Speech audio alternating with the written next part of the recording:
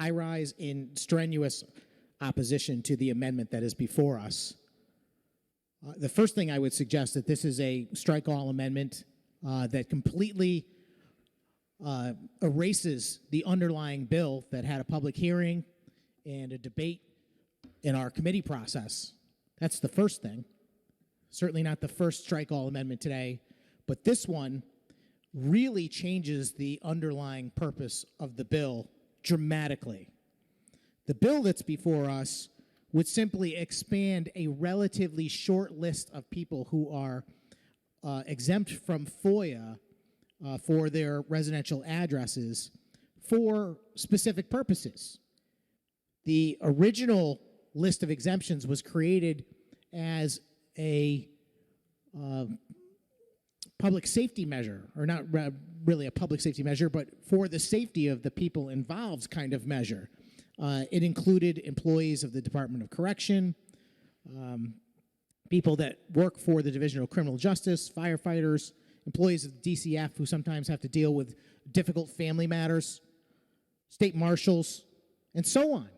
People that are in positions where there may be significant controversy, where there may be very, very unhappy citizens of our state.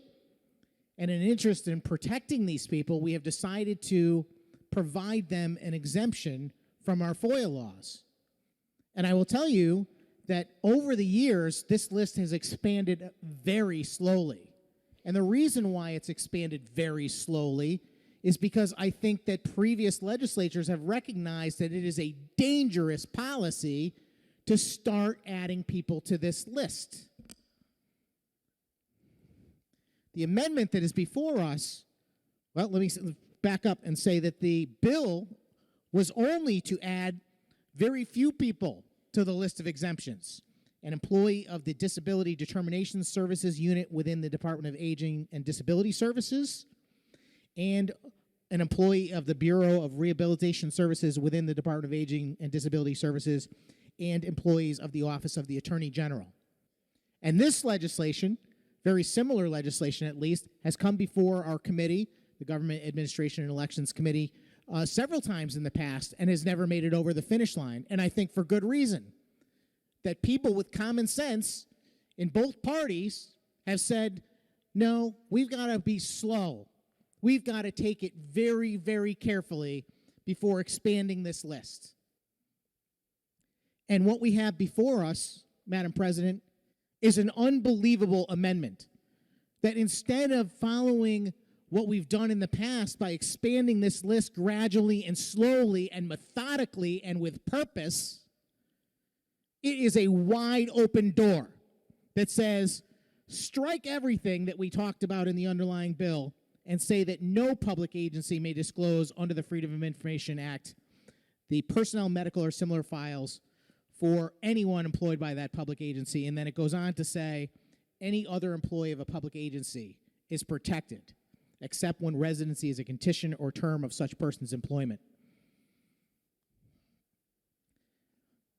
I wish I had more time today to digest just what was happening here so I could think about all of the reasons why this is a bad idea.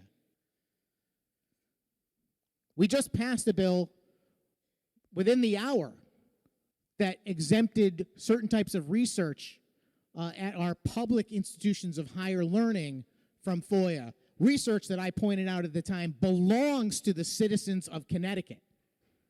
This is about the employees that work for the citizens of Connecticut. This bill flies in the face of the notion that we have a government that is in direct employment of the people of Connecticut, a government of, for, and by the people, as was mentioned earlier. This says that the government has the power to separate itself from its responsibility to its constituents. And that's wrong, Madam President. There's no public safety reason for this. The fact of the matter is most state employees have their information publicly available in countless ways. Social media, the internet, voter registration lists, on and on and on. So I don't know that there's a perceived benefit that can be achieved by doing this, but what is happening is really more illustrative of a state government that thinks it's not responsible to the people it works for. One thing I warn about in this chamber all the time is the advance in progressive policy. Progressivism is a concept that was created in the 30s, and what it says basically is that some people believe that we would be better off as a society having experts who are not elected or responsible to the people making policy for us and choosing how our government should operate, and therefore how we should live our lives. And that is in direct conflict with what our country was founded on, which was a republic where we have a government that is duly elected by the citizens and informed and instructed on what to do on their behalf by them. This is a creation of a government that will no longer be responsible to those people.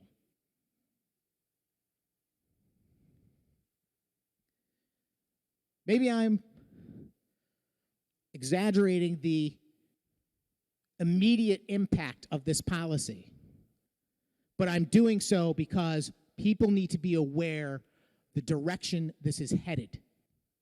We are headed towards a state government that no longer answers to the citizens.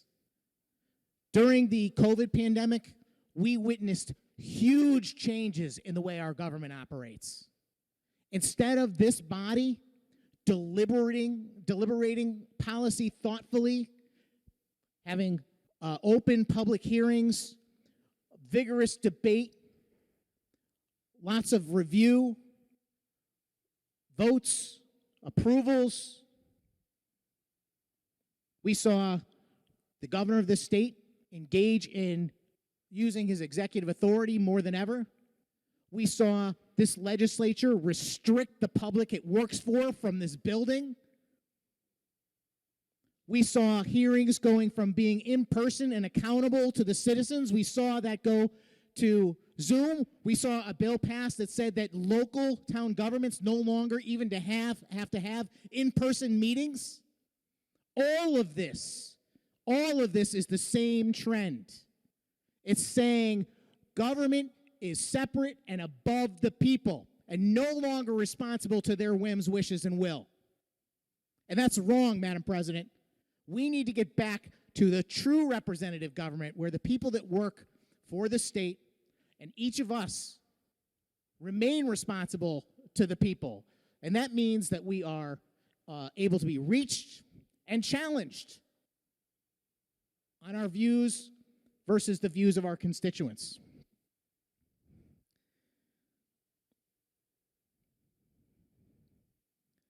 There's probably a lot more to say. And again, I wish that I had gotten this piece of legislation before a couple of hours ago today to actually have some time to really think about all of the ramifications. I hope my other colleagues will get up thinking about what this really means and how this is going to impact our state going forward. But I know that this is very, very dangerous policy that brings us in the wrong direction. I encourage people to vote no on it. Thank you.